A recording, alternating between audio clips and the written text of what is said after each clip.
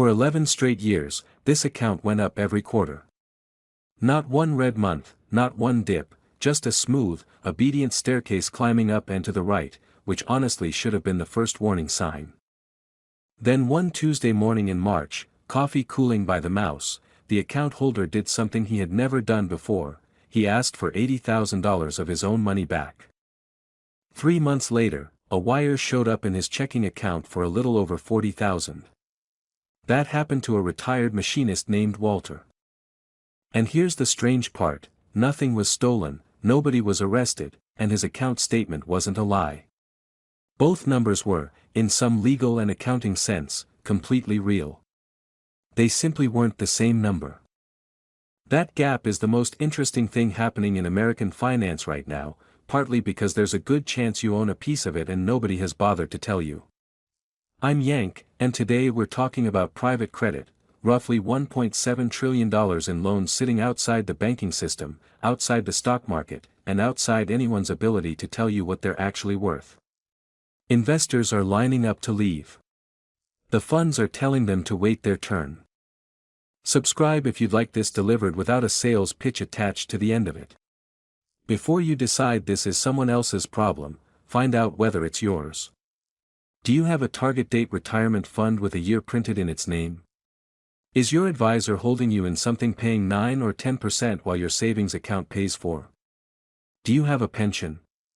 If you answered yes to any of those, congratulations, you're already in this, and nobody formally introduced you. Diane said yes to the first question and has no idea. She's 34, works in hospital administration, and has never read past page 1 of a statement in her life. Her plan is adding this next year without asking her. Hold on to Diane, and hold on to Renee, the advisor who put Walter into this in the first place. She is not your villain, no matter how badly you want one. Here's the one idea to take from all of this: if you take nothing else, everything you own has two prices. There's what the appraisal says, and there's what someone will actually hand you for it this afternoon. On your house, those numbers sit close together, because houses on your street actually sell and you can go check. On your stocks, they're the same number, because that's literally what a stock price is. On the loans you're about to meet, nobody checks. There is no street, only the appraisal, which worked beautifully for a decade because nobody tried to cash out. So how did $1 trillion end up somewhere with no price attached? You already know the old version. A company needs $40 million. It walks into a bank. The bank underwrites the loan, holds onto it, and eats the loss if it goes bad, slow, boring, and supervised by roughly 9 federal agencies who all get a chance to say no. Terrible business model, excellent safety feature. Then 2008 happened, and regulators did what regulators always do after a fire: they bolted the doors on the building that had already burned down. New rules made those loans expensive for banks to hold, so the loans left. They walked across the street to funds that weren't banks and therefore didn't have to act like one. That's private credit. Someone raises money from investors, pensions, insurers, and eventually you, lends it straight to companies, and pockets the interest. A bank with better branding and worse disclosure. Your money doesn't sit in a vault earning 9% out of gratitude, it goes out the door as loans to companies you've never heard of. Walter's $80,000 went out that door too, and part of it financed a company that makes windshield wipers. Hold on to that thought. Private credit is now close to 30% of all below investment-grade corporate debt in this country, up from 13% after the crisis.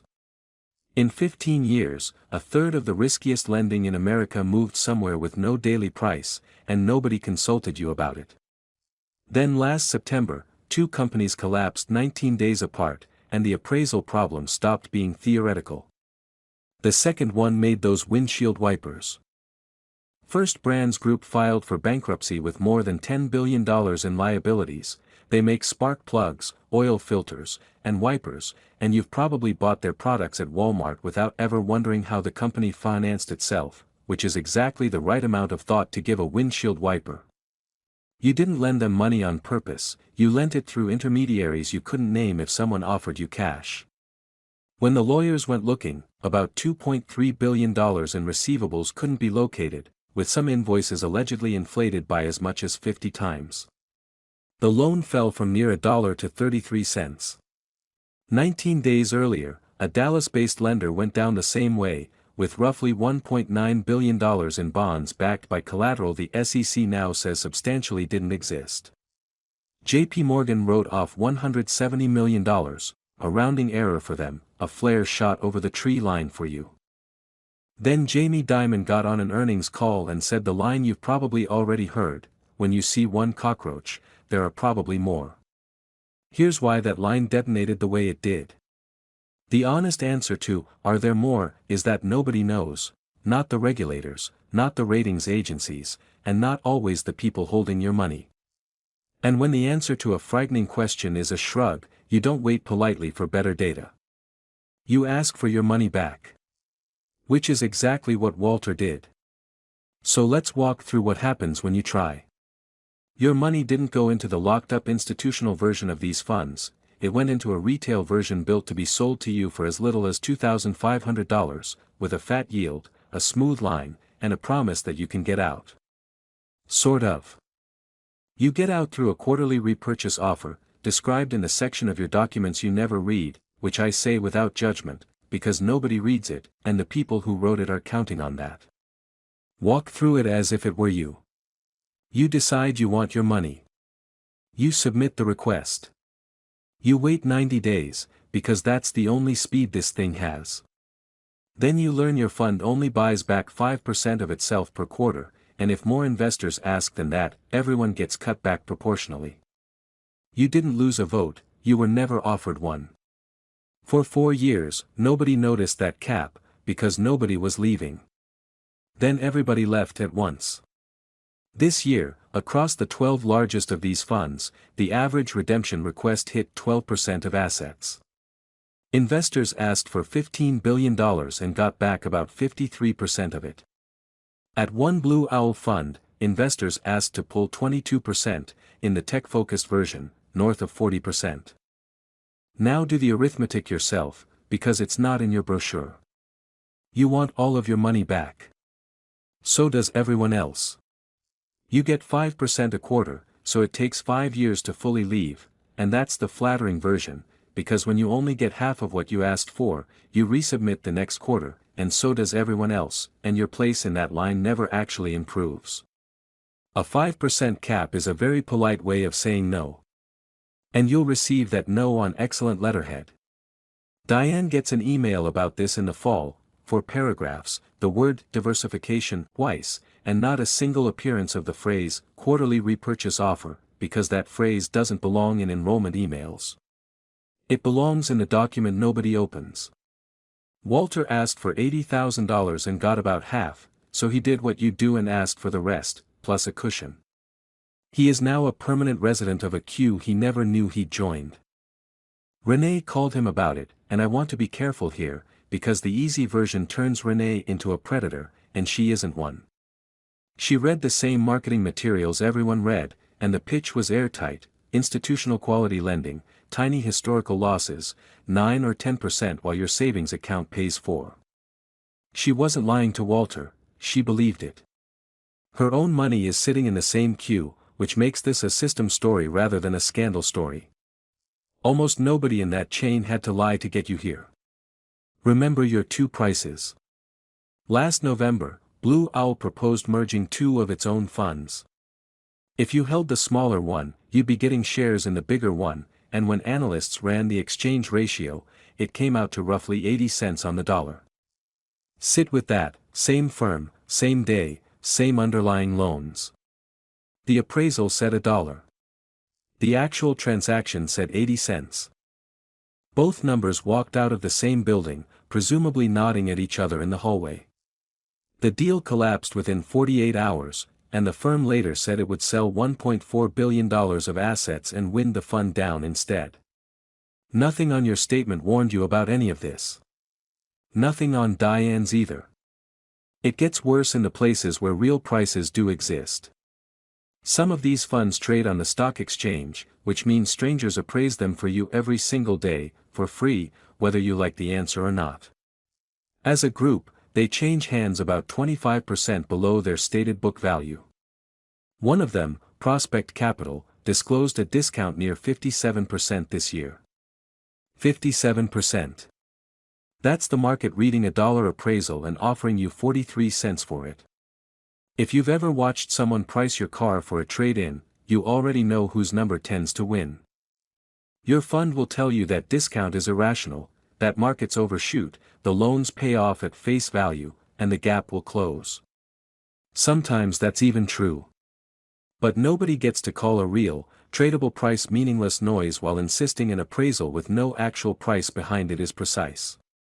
Pick one.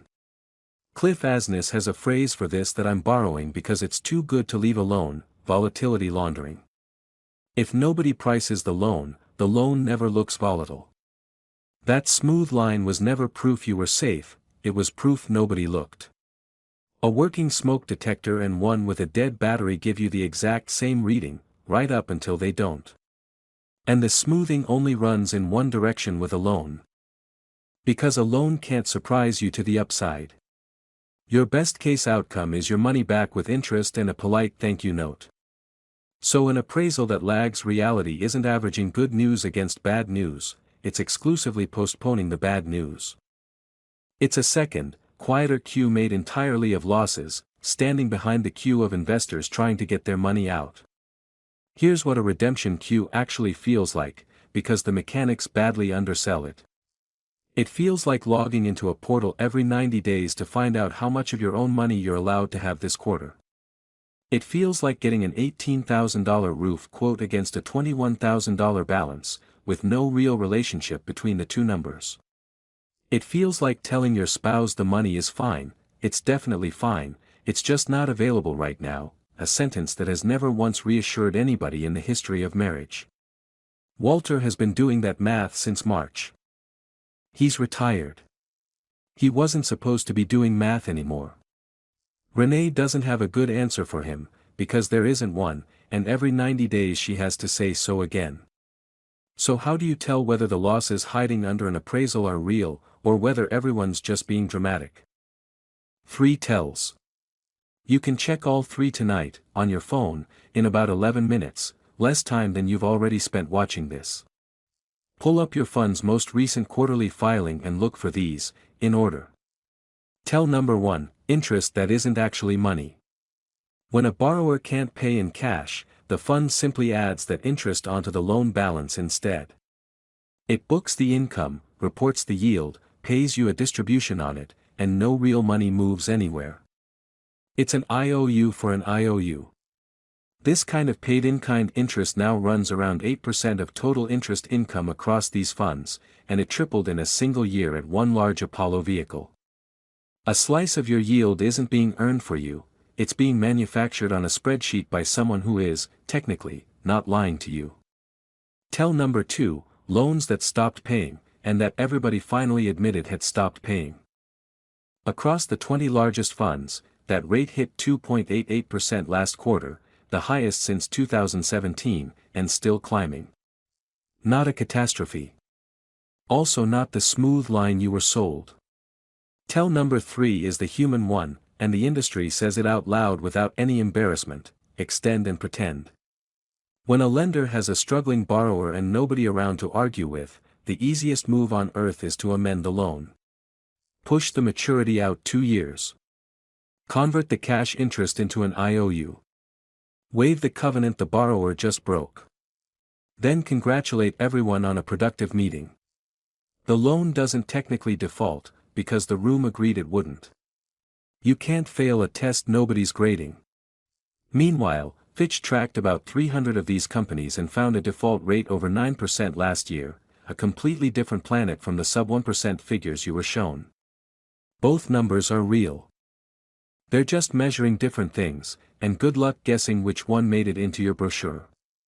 Which brings us back to Diane, and the part where this stops being a story about retirees. Last August, an executive order directed the Labor Department to make it easier to put this kind of asset into your retirement plan. This March, the department proposed a rule that would give your employer legal cover for doing exactly that. There's more than $12 trillion sitting in accounts like yours, and this industry has wanted a piece of it for a decade. It's going to get one, not through any conspiracy, just through incentives that all point away from you. Your plan provider gets a differentiated product to sell. Your asset manager gets permanent capital that can never run for the exits. And you don't get a vote, because it arrives quietly inside your target date fund, the one with a year printed on the label, and nobody has ever voted on what's inside one of those. The fee math isn't subtle either.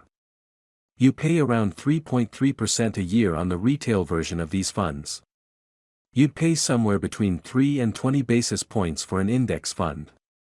That's 3 full percentage points of drag on your balance, every single year, forever, on a product whose entire pitch is earning you an extra 2%. You're paying hedge fund prices to underperform a boring bond fund, and then thanking it for the yield. So put your own money on it. $100,000 invested 5 years ago is worth about $181,000 today in the total U.S. stock market. In one of the better private credit funds, it's worth $156,000. In high-yield bonds, $122,000. You beat junk bonds comfortably, that's the fair fight, and lost badly to the boring index fund, which is the fight you were actually sold. If you'd like to keep working through material like this without anyone pitching you at the end of it, I run a community for that, links below. By now you might think I've stacked the deck. So let me argue against myself, because you deserve the strongest version of the other side from me, rather than a weak one from someone earning a commission off you. Start with Renee, because she wasn't wrong about anything she told Walter. The main direct lending index returned 9.3% last year, has averaged 9.5% over 20 years, and posted exactly one negative year, in 2008. Losses run under 1% annually. Nobody invented that number. The structural argument is even stronger. Most of this money sits in locked funds with a 10-year life, so there's no run risk, because there's nothing to run from. Nobody gets forced to dump loans at fire sale prices to fund somebody else's redemption, which is the exact mechanism that turned 2008 into a full-blown catastrophe. When Blackstone's John Gray says the gates on these funds are a feature, not a bug, he's right.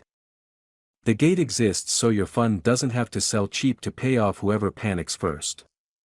It protects you, as long as you're one of the people staying put, a sentence worth reading twice, and you've actually watched this movie before.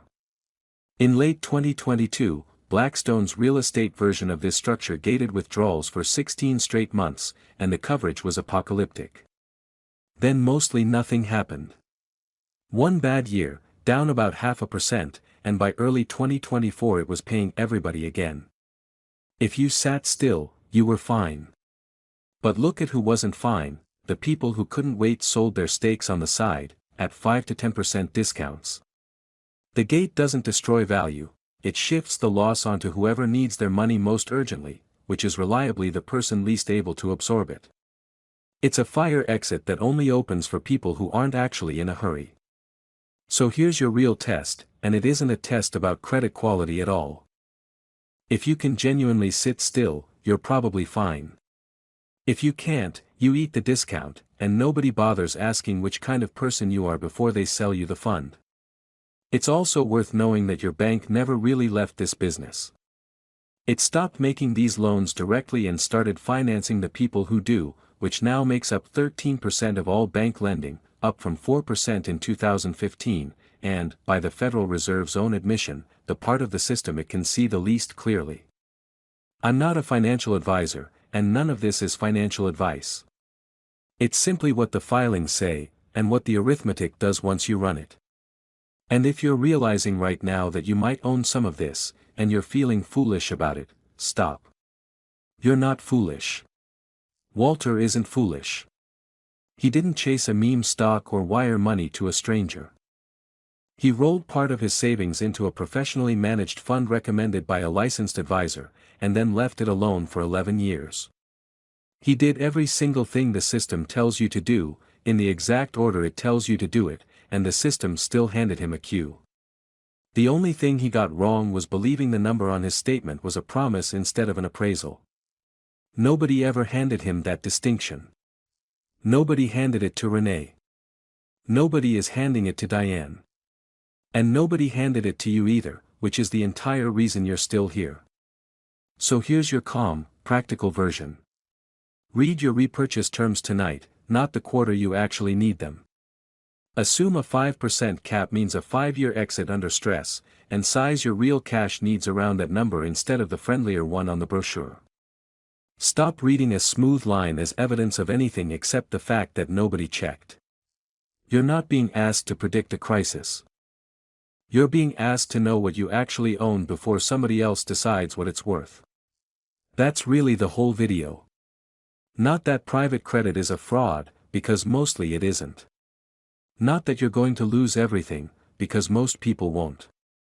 Just that there's a gap between what your money is appraised at and what your money is actually worth, and several million people are finding that out at exactly the same time.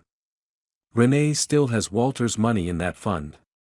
It still climbs every single quarter, smooth as ever. Every 90 days, he asks for another piece of it. Every 90 days, he gets some of it back. And his statement stays beautiful the entire time. If that bothers you as much as it bothers me, come argue about it with me in the community.